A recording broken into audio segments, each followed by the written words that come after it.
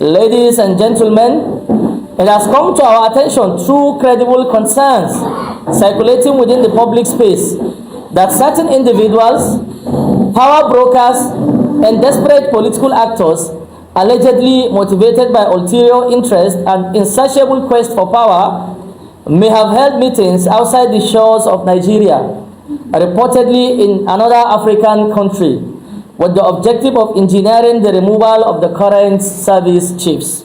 We wish to state clearly that these allegations deserve serious attention and careful scrutiny by relevant authorities. However, until such claims are officially established through lawful processes, they remain allegations. Nevertheless, if indeed there are elements seeking to manipulate the nation's security leadership for political convenience or personal gain, such actions are condemnable, dangerous, and profoundly unpatriotic. Nigeria's security architecture must never become a pawn in political chess games. The lives of millions of Nigerians depend on the stability, continuity, and effectiveness of institutions tasked with defending our sovereignty and protecting our citizens. At a time when our armed forces are engaged on multiple fronts against terrorism, banditry, kidnapping, insurgency, and other criminal threats, attempts to distract, demoralize, or destabilize military leadership through orchestrated campaigns serve neither justice nor national security. They must stop now or be met with fierce and vehement resistance. Let us be honest with ourselves. Nigeria is confronted with serious security challenges. No responsible citizen can deny this reality. Communities have suffered painful losses. Families have endured trauma. Citizens rightly demand improved outcomes and greater security effectiveness.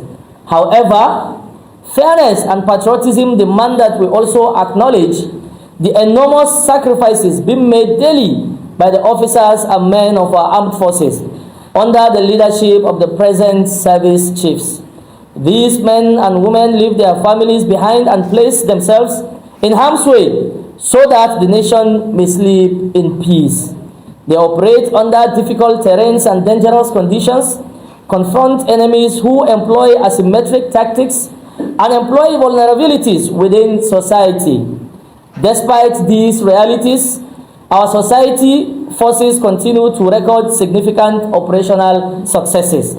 The recent rescue of the wife of a retired Major General by troops of Operation Fansanyama, and just yesterday, Tuesday, another success was recorded. 4 kidnapped victims were rescued in an attempt to launch an assault against one of the kidnapping kingpins, Kachalla. 4 Nigerians were rescued. These and other successful operations conducted across different theaters of operations demonstrate commitment, resilience, and an unwavering determination to confront the enemies of our nation. While there remains much work to be done, it will be both unfair and counterproductive to ignore these efforts or diminish these achievements. The answer to our security challenges does not lie in endless speculations, political grandstanding, or the sacrifice of the dedicated commanders on the altar of expediency. The answer lies in strengthening our institutions, providing our armed forces with the resources, intelligence, equipment, and policy support required to succeed. The answer lies in unity of purpose, in encouraging those who bear the burden of defending our nation rather than weakening their resolve. Accordingly, the Arewa Youth Assembly calls on President Bola Ahmed Tinubu, GCFR, to remain resolute and steadfast. Mr. President, do not yield to whispers designed to sow discord between you and your service chiefs. Do not permit those driven by selfish ambitions to dictate the direction of national security. Stand firmly behind your service chiefs, strengthen their hands, empower them with the support they require within the bounds of law and accountability. Allow them the continuity and confidence necessary to complete the difficult task before them. We also call upon Nigerians, irrespective of ethnicity, religion, or political affiliation, to rally behind our armed forces. Do know that Security is a collective responsibility. Citizens must continue to provide credible information to security agencies, support lawful initiatives aimed at restoring peace, and reject narratives intended to divide us. United we stand, and divided we fall.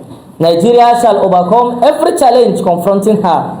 The Arewa Youth Assembly remains committed to the peace, unity, stability, and progress of our great nation, Nigeria, the giant of Africa. I wrote it down so I will not forget. Breaking news, my fellow Nigerians. In 2006, the then EFCC chairman by name Nuhu Ribadu came before the Nigerian Senate and listed 5 most corrupt governors. They include Orji Kano of Abia State, Bola Ahmed Tinubu of Lagos State, Ahmed Sani Yerima of Zamfara State, Godswill Akpabio of Akwa Ibom, George Akume of Benue State, Chimaroke Nnamani of Enugu State. In 2026, 20 years later, Orji Kano is now a senator. Bola Ahmed Tinubu is now the President of the Federal Republic of Nigeria. Ahmed Sani Yerima is now a senator. George Akume is now a senator, appointed by Tinubu as SGF. Alright. Godswill Akpabio is now your Senate President. Chimaroke Nnamani is now a senator. Then the EFCC, remember that made EFCC chairman that made the list that year, Mr. Nuhu, I don't know his name, Mr. Nuhu Rabidu, who made the list, is now Tinubu's National Security Advisor, with those he listed and alleged as worst criminals. Like, did you get that, or should I retake that again? That is the country you and I are living like. That is the country we are part of. That is Nigeria. You guys, we don't know what we're into. No, like, we do not actually know. We don't. This is the abode of the kidnappers. This is their den. This is where they come to hide and behave as if they are peaceful persons. Whenever they go out, they go commit a heinous crime, take people to the rocks, inside the rocks, and hide there, and then come here and behave as if they are good human beings. This is from where those that we arrested, they brought us here and said this is where they stay. The kidnappers come here, they even sleep here at times, and they cook for them from here. They get their logistics from here for themselves and every victim that they have kidnapped. The last operation we undertook that led to this position was right behind the hills here. Unknown to us that the behind where we operated was their abode. So it was their arrest that led us to this particular location. And of course, since they brought us here themselves, that this is their house, this is where they plan from, this is where they take up from, it is only right for it to come down. And as you can see, it is down and down forever. We have taken over this location, and our men will also have a mini camp here, waiting to see where they are going to come out from again. We've taken over this, we've taken over it for good. Whether with infrastructures or no infrastructures, we will man some of our men here to ensure that these people don't come back again and take over as a result of our absence.